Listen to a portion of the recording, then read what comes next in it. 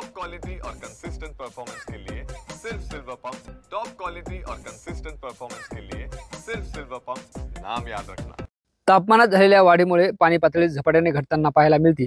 याचा फटका जे आहे ते शेती पिकांनाही मोठ्या प्रमाणात बसताना आपल्याला पाहायला मिळतो। अनेक गावात जे आहे ते पाण्याचे संकट सुद्धा निर्माण झाले। आता मी अर्धापूर तालुक्यातील शहापूर शिवारात आपण बघतो या शेतकऱ्यांनी जे आहे ते 1.5 ते 2 एकरवर केळीची लागवड केली होती। मात्र बोर व विहिरीचे पाणी जे आहे ते कमी झाल्याने आता जे आहे ते केळी बागेला याचा मोठा फटका बसताना पाहायला मिळतो। अक्षरशः लहानाची मोठी केलेली केळी जे आहेत आता वाळताना आपण या ठिकाणी पाहतोय। आता खरं तर एप्रिल महिना सुरू आहे आणि पुढच्या मे महिन्यात जे आहे ती ही पूर्ण केळी वाळून जाईल अशी परिस्थिती निर्माण झाली आहे। कारण या शेतकऱ्याकडे जे आहे ते दुसरा पाण्याचा कोणताही स्रोत उपलब्ध नाही। त्यामुळे जे आहे ते ही केळीची बाग संपूर्णपणे वाळून जाताना आपण या ठिकाणी पाहतोय। मोठी वाताहत या केळीत झाली आहे। खरं तर लाखो रुपयाचा खर्च या शेतकऱ्यांनी या केळी बागेच्या लागवडीसाठी केला होता।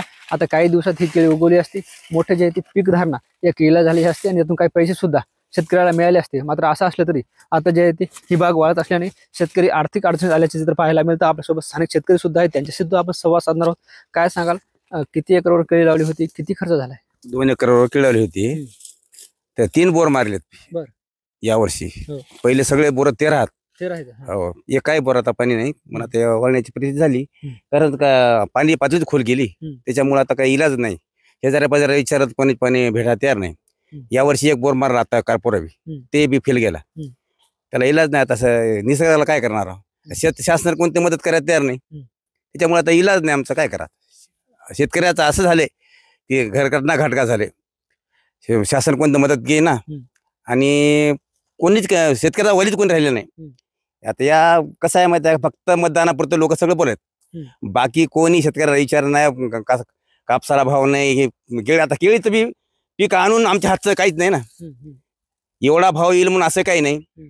आता निसर्ग त्याच्याच मनावर झालं सगळं। कसं आमच्या मनावर काहीच नाही, फक्त पीक आणायचं। ते आता निसर्गानं पाणी कमी झाल्यामुळे काही इलाज नाही। बरं, मग सांगा 2 एकरवर केळी होती, लागवड खर्च किती आला आणि उत्पादन किती होणार होतं तुम्हाला? आता याच्यात 2-4 लाख उत्पन्न होतं, पण आता हे रुपये होत नाही ना। याच्यात पुन्हा टमाट लावलं, ते वाळून गेलं। आता त्याचे काही 1 लाख 1.5 लाख होते, तेही गेलं। आता इलाज नाही ना। आता आता काय पाणी संपलं म्हणजे सगळे इलाज संपली। पाणी असलं तर काही केलं, आता त्याला 1 लाख 1.5 लाख खर्च झाला। आता सगळंच मध्येच गेलं, ते गेलं हे गेलं, आता काहीच राहिलं नाही। याला बघा तुमच्या, आता तुम्ही बघाय का आता याच्यात काय आहे? काहीच नाही। आता काय करते शेतकरी, कोणताही शेतकरी झाला तरी काय करणार आहे? हे पाण्याची पातळी गेली आणि निसर्ग असा करायला मग संपला त्याला काही इलाजच नाही ना। शेतकरी काय करते, शेती आत्महत्या, त्याला पर्यायच नाही। शेती काय करणार शेतकरी? शासन कोणताच मदत करायला तयार नाही। शासनाला काहीच देणे घेणं नाही शेतकऱ्याचं, असं आहे। त्याच्यावर पुरी काय बोलणार फायदा आपला?